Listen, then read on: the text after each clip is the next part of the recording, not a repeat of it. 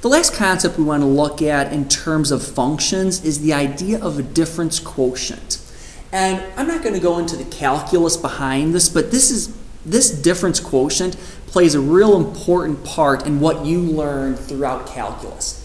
And what we want to do right now is we want to look at the algebra behind it. How do we simplify this down using what we've done with functions? The key with the difference quotient is really we're dealing with two separate functions. Right here is the standard definition for a difference quotient. F of x plus h minus f of x all over h, where h cannot equal 0. And once you get into calculus, you'll learn about what the h means, why I've got that x plus h minus f of x. But what we want to look at right now is the fact that we've got two separate functions. The first one is the function f of x plus h, and then we're subtracting a second function, f of x. And remember what we said the definition of a function is. It's just a placeholder. So what we want to do is we want to come up with two functions and then simplify this down.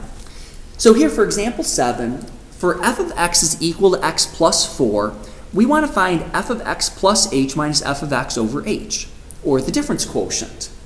So probably the best way to start out is writing down what our two functions are.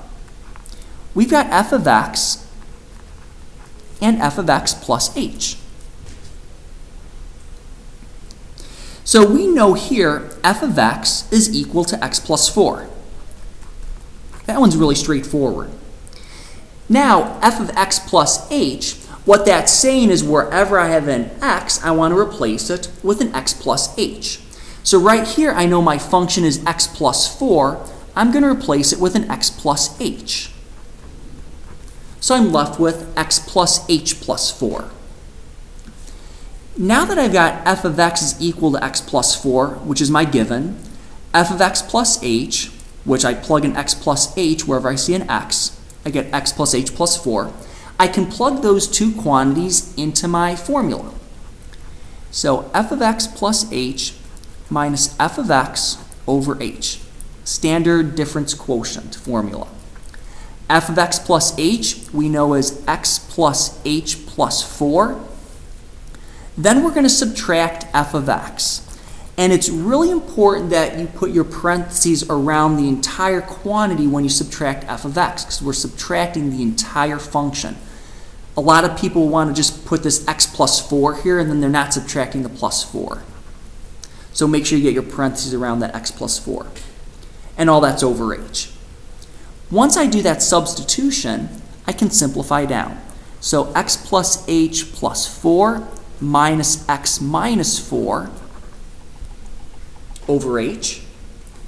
My x's cancel out, my 4's cancel out. So I'm really left here with just h over h, which reduces down to 1. And we do want to emphasize that h cannot equal 0. That's the definition of the difference quotient, but it's something we need to clarify that h cannot equal 0. If we had 0 over 0, we run into an issue. So h cannot equal 0.